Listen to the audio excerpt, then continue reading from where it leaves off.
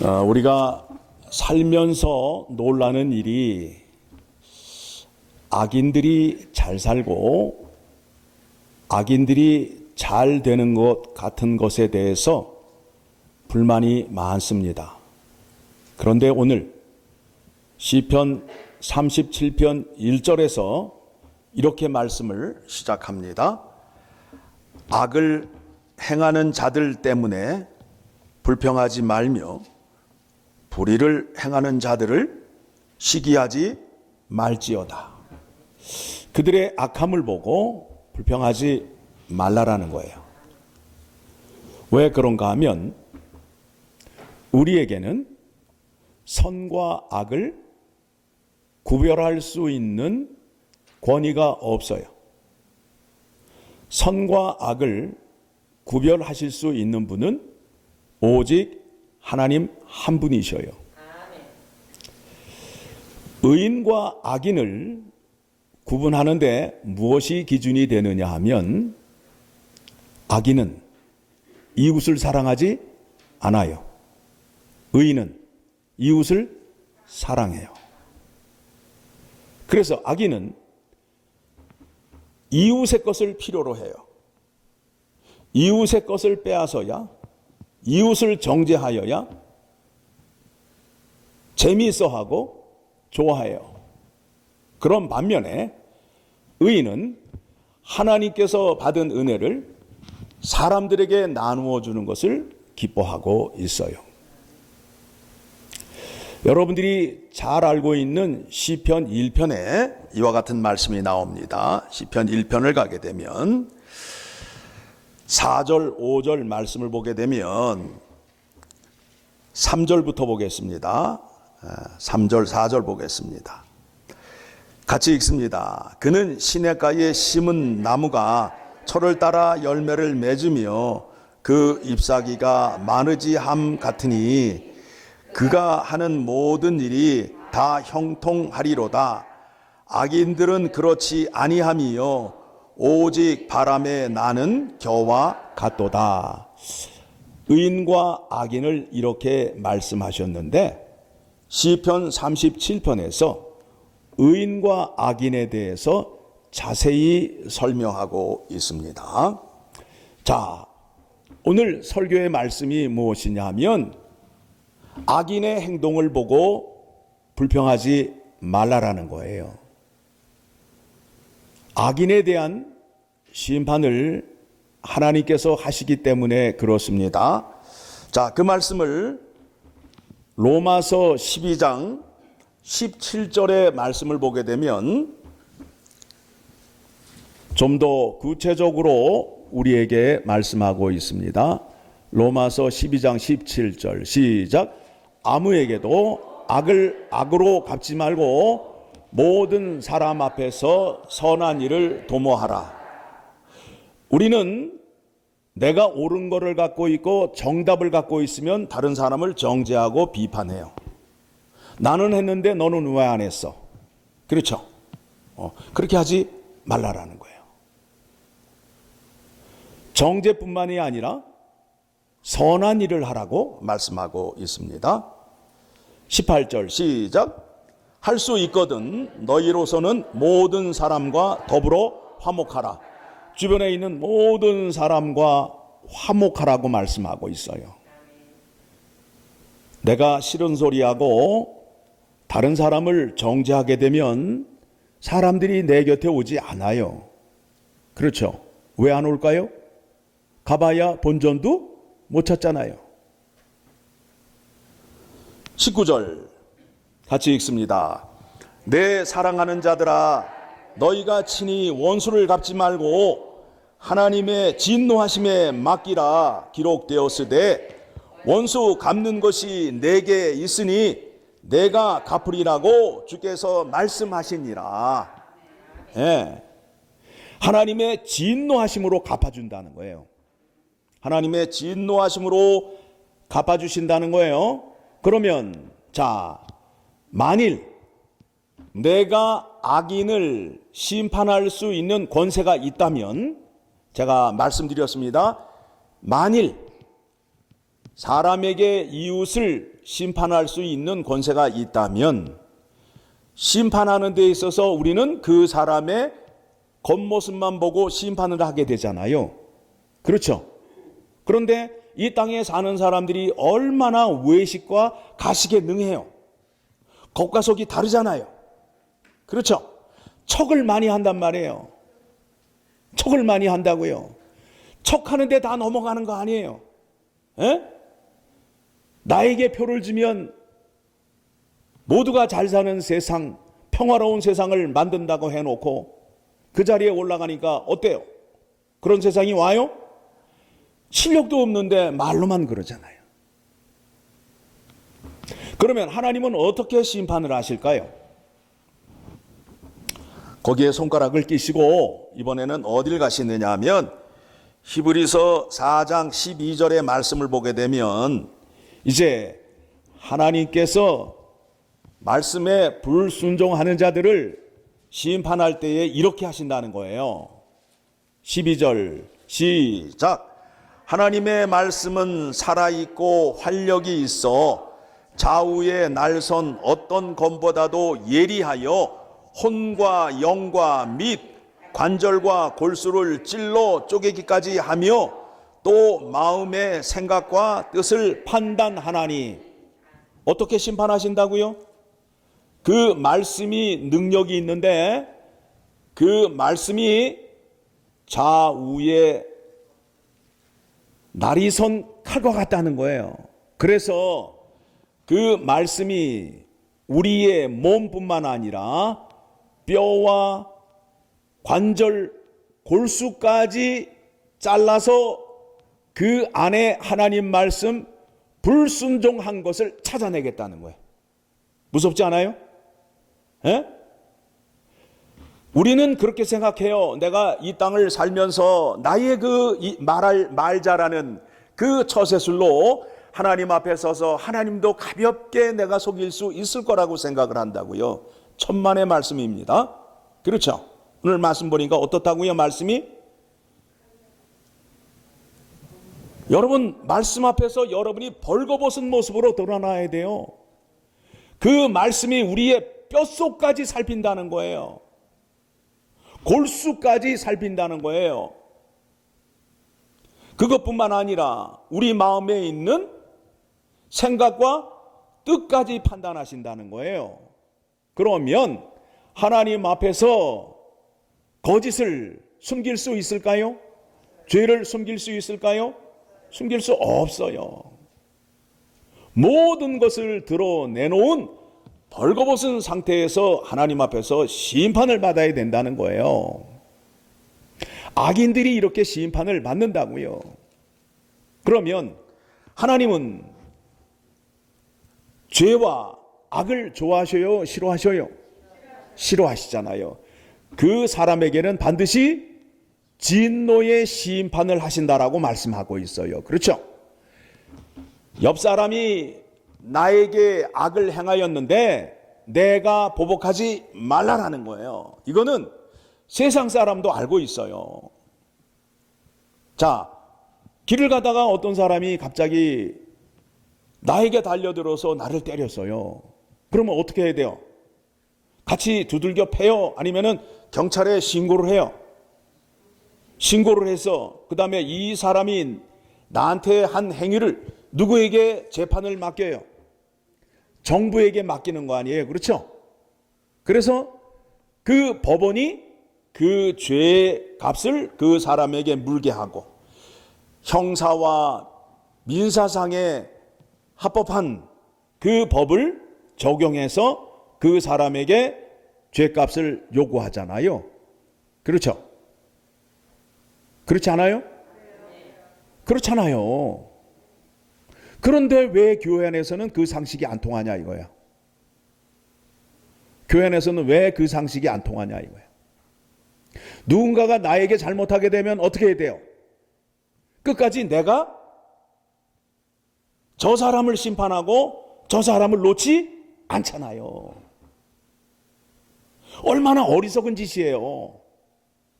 그러니 세상 사람들이 교회 안에 있는 사람들을 볼 때 상식적인 사람이라고 해요? 비상식적인 사람이라고 그래요? 비상식적인 사람들이 모여 있잖아요. 세상에서 억울함을 당해도 그 억울함을 정부에게 맡긴다고요. 그러면 세상에 정부에서 일하는 사람들은 사람이기 때문에 실수를 할 수 있어요. 잘못 판단할 수 있고, 또 좋은 변호사를 쓰게 되면 또 거짓에 술수에 넘어가서 판결이 굽어질 수 있지만, 하나님이 판단하시고 하나님이 판결하시는 거는 철저하고 빈틈이 없잖아요. 하나님이 어떻게 심판하시는지 여러분 지금 말씀을 통해서 확인했잖아요. 그러면 내가 너무너무 억울해, 밤에 잠을 못 자, 원통해, 내가 심판하게 되면 내가 겉모양만 보고 심판하게 된다니까요. 심판 전문이 누구예요? 하나님이시라고요. 하나님에게 맡기라는 거예요. 맡기시게 되면 하나님께서 어떻게 하신다고요? 어떤 단어를 썼어요? 갚아주신다라고 말하잖아요. 갚아주신다고. 그 죄를 행한 대로 그대로 그 사람에게 갚아주신다는 거예요. 그렇죠? 자, 그러면 이제 다시 로마서로 다시 돌아와서, 그럼 우리는 그런 억울한 일을 당하면 하나님께 맡기고 그냥 가만히 있으면 되겠느냐? 그렇지 않다는 거예요.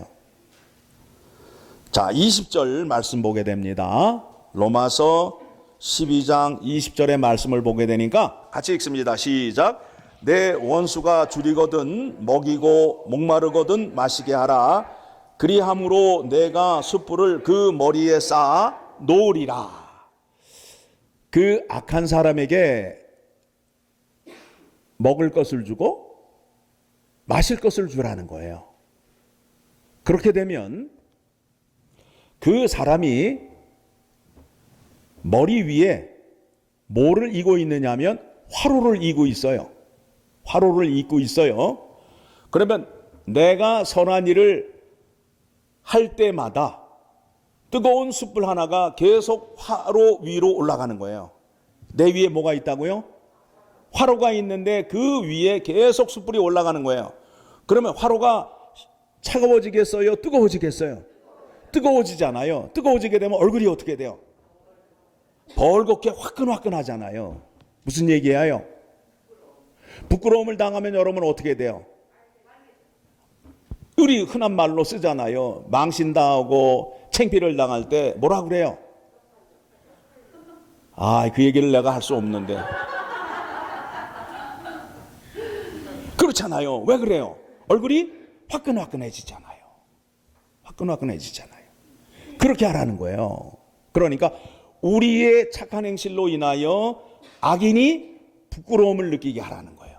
그러면 악인이 부끄러움을 느끼게 되면 무슨 생각을 할까요? 계속 그 길을 가려고 노력을 할까요? 아니면 한번 생각을 해볼까요?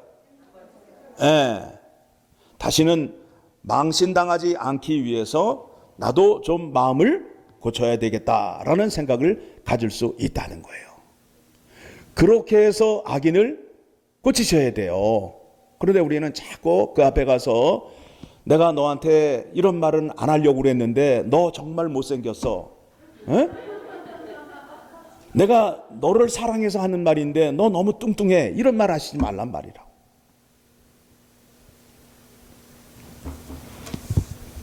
그래서 21절 시작.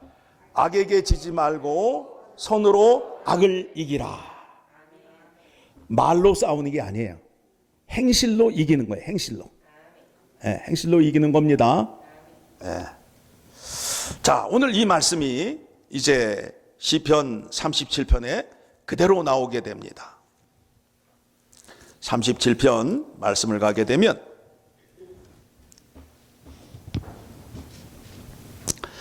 (21절) 말씀을 보게 되니까 시편 37편 21절의 말씀을 보게 되니까 악인은 뭐라고 해요? 악인은 꾸고 갚지 아니하나. 악인은 자기 배만 불리는 사람이에요. 그래서 악인은 등쳐먹는다고 그래요. 등쳐먹는다. 다른 사람이 입안에 음식이 들어가 있는데 등을 탁 치게 되면 어떻게 돼요? 입안에 있는 게 툭 나온다고요. 그것까지 뺏어먹는 사람이 악인이란 말이에요. 그런 반면에 의인은 은혜를 베풀고 주는도다. 하나님께서 주신 은혜를 이웃에게 나눠주는 사람이에요.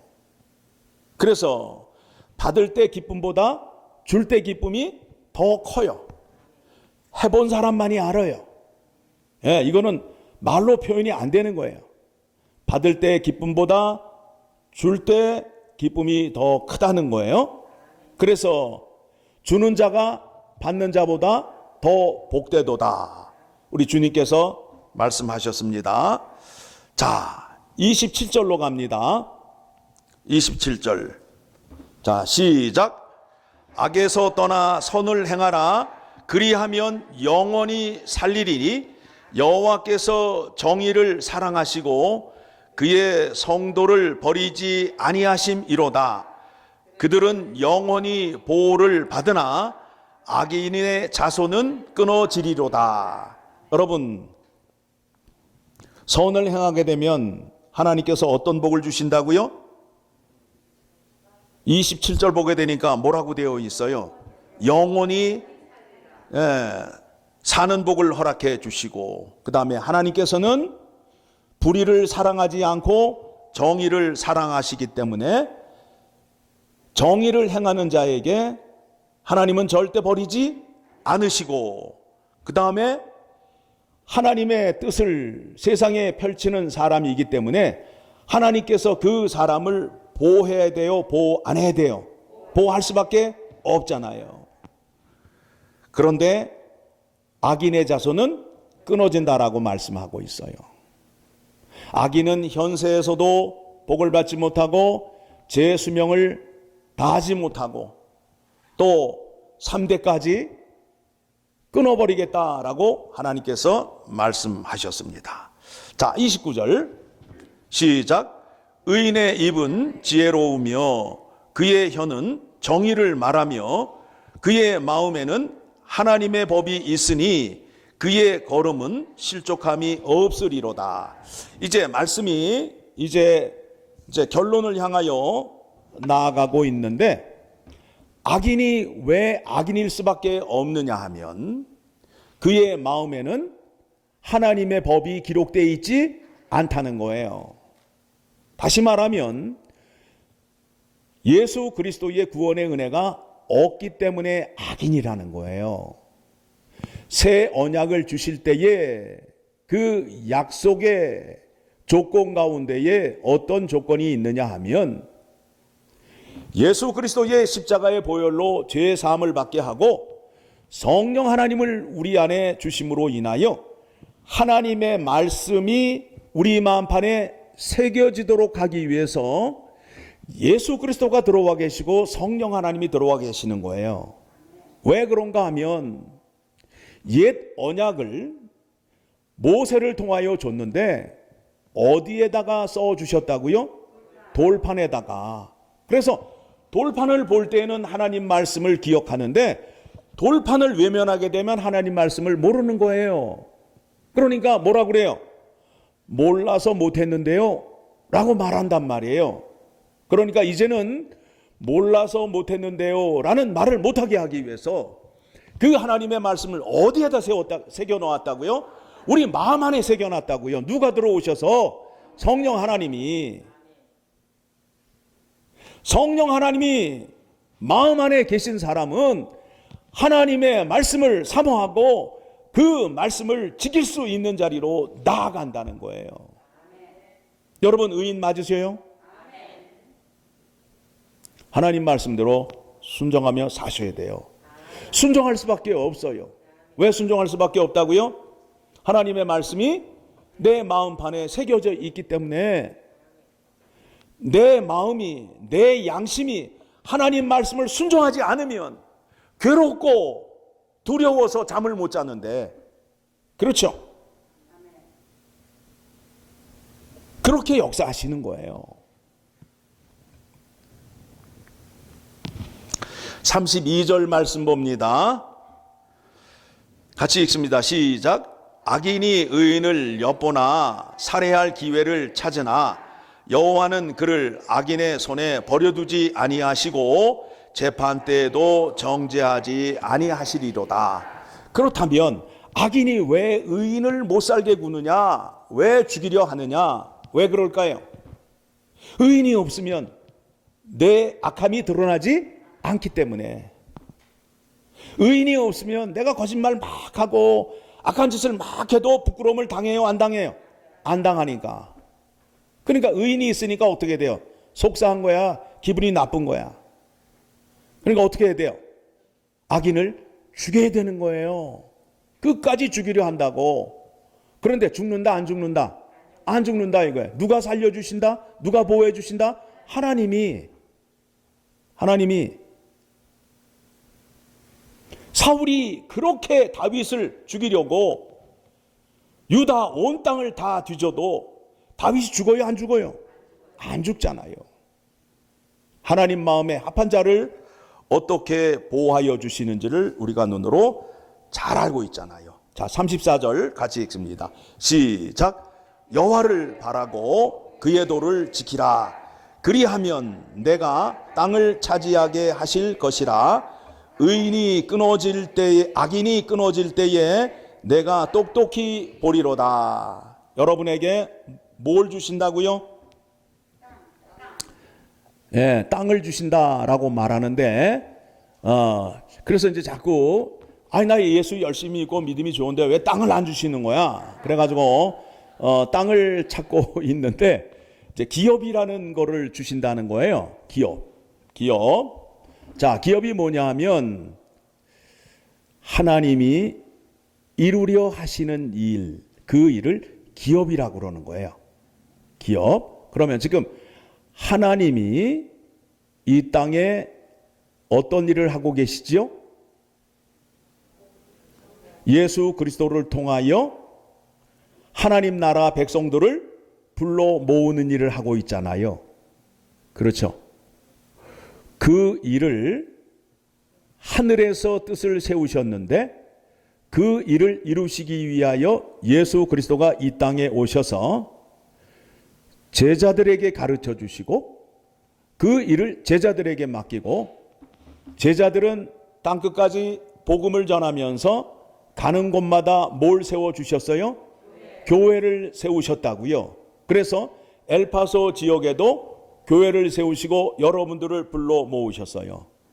그래서 여러분에게 뭘 맡기셨다고요? 하나님의 기업을 맡기셨어요. 무슨 일을 하기 위하여?